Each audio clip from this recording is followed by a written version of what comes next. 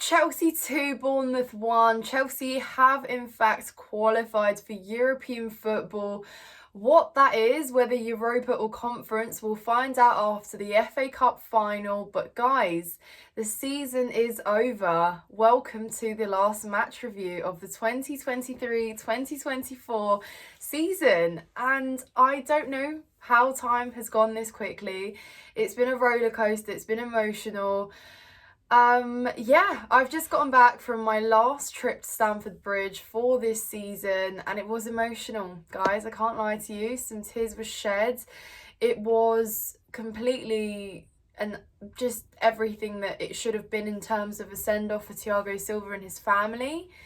I'm going to try and get through this without getting emotional and upset, but wow, I mean, it's so deserved. What a legend, and I'm sure that you guys all have good words to say about Thiago, but I assure you we managed and we ensured that he got the send-off he deserved. I don't even have much analysis about the game, guys. This is just everything I wanted in terms of the last day. We are in Europe. My expectations that were, you know, it sort of outlined in March have been exceeded. I didn't think that we'd have any European football. I thought the Carabao Cup final was our best shot, and after we messed that up, I thought, yeah, it's done. We're not getting European football. Guys, do you remember yo-yoing with our goal difference? 1-0, -1, -2, and now suddenly it's 14. Where did that come from? And, you know, looking at the stats and how many goals we've conceded this season, like, if you look at goals conceded, it's quite alarming. But if you look at goals scored as well, it is a massive step up from last season.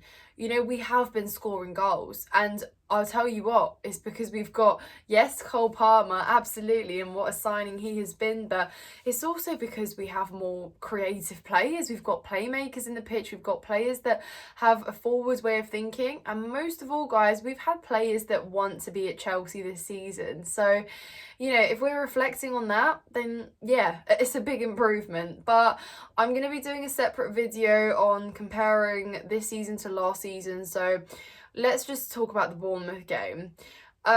We set up well. We set up in a way that we've been playing recently anyway. I thought Poch didn't really want to make too many changes, and he also didn't want to rush back players that are returning from injury, which is a fair call to make, particularly because you're going into pre-season in a couple months' time. You want your players to be fit. Obviously, they're all going to go off to their international duties for the Euros before that happens. But yeah, just a lot to think for in terms of the future and stuff. And last thing Poch wants is rushing someone back from injury. So yeah, it was great. We set up well. Obviously, Thiago Silva was always going to be in that back line just for that one final time. And on the most part, I thought we started well. I thought we maybe were a bit shaky at times in the first half, but overall I thought it looked pretty okay. I think Moises Caicedo's goal just really made sure that, you know, us opening the scoring and us getting the goal first has been, again, another step up from last season, and actually getting that first goal has been something we've struggled with. It's an absolutely outrageous goal by Moises Caicedo. We just watched it go in and it was like, wow. I mean, insane, you know, just to go for it as well. You know, he is a player that his confidence has grown so much this season. You can progressively see how much more confident he is, how much more he trusts himself. I thought he was everywhere at times. And, you know, overall, when I take the whole 90 minutes, it wasn't the greatest performance as a whole.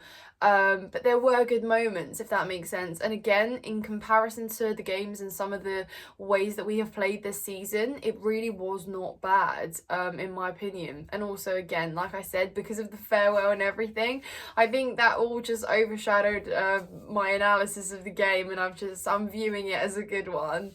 But yeah, guys, honestly, I just think that we've improved a lot of elements to our game. I think, you know, sometimes, yeah, maybe fouls and things like that, we still need to improve our discipline at times. And obviously, Bournemouth, I thought, were pressing from the front a lot, especially in the first half. And it did catch us off guard as well a little bit at times. You know, we saw those kind of nervy passes in the back line to Petrovic, out to the other side, switching it. We did feel the pressure. And honestly, I think Bournemouth had enough opportunities opportunities to punish us as well. They really, really did. I thought Petrovic, you know, had a couple saves. Solanke was very close to scoring himself. You kind of think to yourself, well, you know, if he was on the pitch to start with, would he have maybe scored before that? I don't know. But I think, again, Bournemouth did cause us some problems, especially in the second half, guys. We came out and I said to myself, they are going to be on us now in this second half. They always come out looking more threatening in the second half, and we know what we like in the second half. So yeah, it was a bit of a hold your breath moment, but obviously, of course, in typical fashion, after Sterling doubled our lead and it looked like, you know, we were cruising to a comfortable win, not Bournemouth, pull one back on us not even a minute later. So those are the moments where you really do think, yeah, that's got to improve to our game. But yeah, Sterling scoring, fair enough, he went for it, went straight through Neto's legs. I thought it was quite funny because I didn't actually think it was going in, but it was literally right in front of me and it went in. And yeah, but guys, again, super emotional. It's been an emotional day. Yeah, quite the season, hasn't it?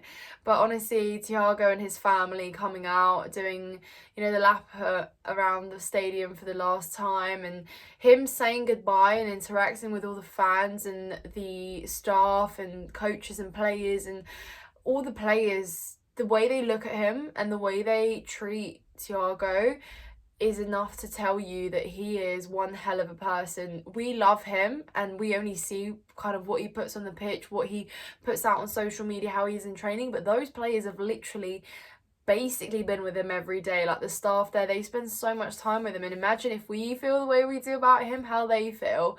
But that is just a testament to what Thiago Silva is like.